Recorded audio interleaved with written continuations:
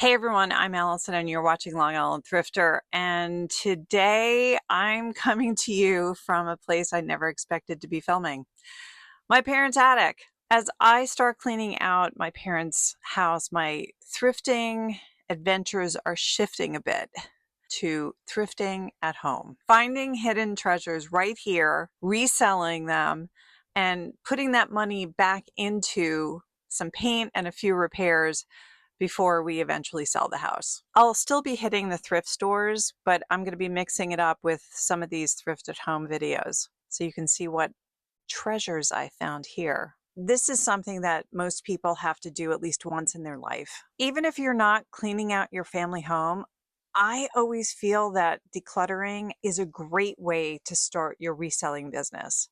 Start with what you have. Don't invest in things and then resell them. You already invested in these items. You've got clothing, you've got shoes, you've got housewares, electronics. Resell those and you'll be decluttering your house and making a little bit of extra cash. There are some emotional stages you're going to go through when cleaning out a house. Sadness, there is some sadness that we grew up here. My parents owned this house for 64 years and had 4 kids here. And there's a lot of stuff. Honestly, there's a lot of stuff. So aside from sadness in letting this go, but the biggest emotion that I think you feel when you start this process is overwhelm. Yeah, it's overwhelming. You walk into a house or an apartment and you think, where do I even start?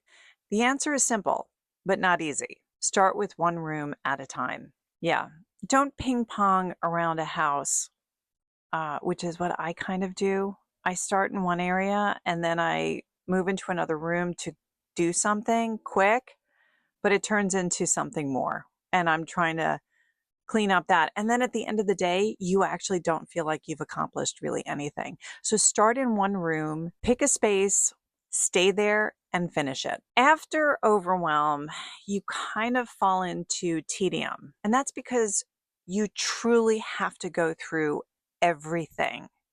Everything. Older folks are notorious for hiding things in unusual places. Jewelry and shoes, for instance. Cash tucked into envelopes that's thrown into the junk drawer. Important papers mixed in with recipes or other total randomness. Take your time, open every envelope, check every knitting bag, every pants pocket, open every zipper. This is exactly how people find jewelry and money at thrift stores, in purses and clothing that's been donated. Valuables can be hiding anywhere, so make sure you check everything before you donate or throw away. As you go, you're constantly separating things into piles.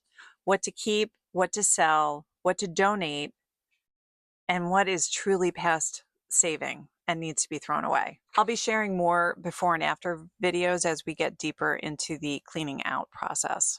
I'm back downstairs and I want to show you some of the items that I've sold over the last few months. Right here from the house, no outside sourcing. I didn't buy it somewhere else. These are things that my parents had in the house that I knew had value and that could be resold. And this money is going back into the house towards any minor repairs or paint that we need before we put the house up for sale. So let's check these items out. There's one in particular, turned out to be a dud. Wah, wah, wah. Stay tuned. Okay, let's start with these hurricane lamps, which I could not stand. And they sold for, I believe it was best offer, so it was about $200. I'm so happy that they're out of the house. Next up, this is a Nintendo game system that my dad had. Actually, I put this up probably about a year ago. It finally did sell. It's from 1985. It was made in Japan.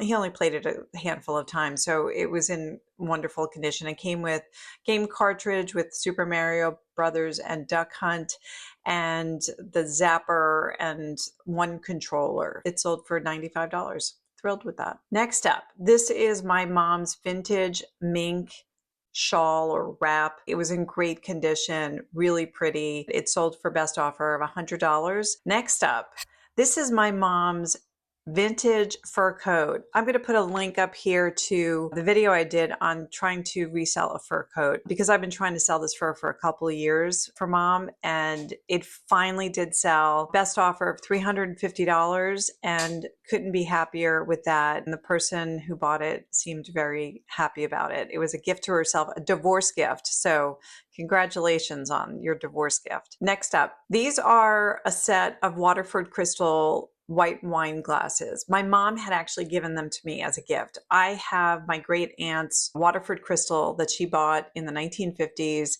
over in Ireland. My mom decided to get me an extra set of glasses sometime about 20 or 30 years ago. They didn't feel like the same weight as the original glassware. I have enough glasses. These are actually kind of small too. I mean, that would be like 2 sips and I'd be done with my glass of wine. So I decided to let them go and give them new life somewhere else. Brand new in box. I took the best offer. I think it was $80 or $85 they sold for.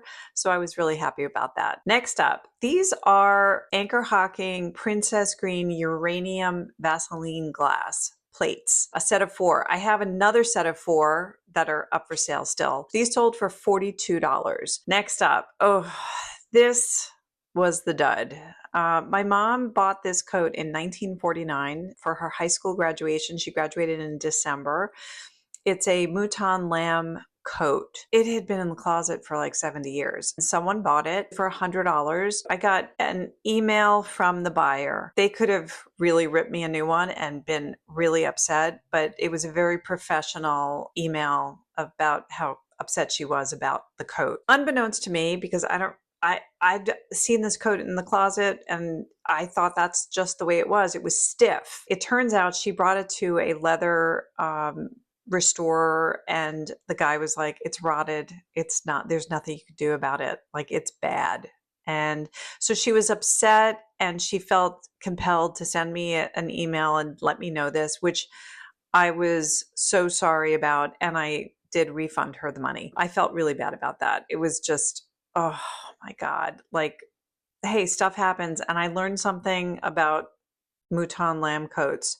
If they're in the closet for 70 years and they're stiff as a board, they're probably not in good shape. So that was that. Wah, wah, wah. Next up.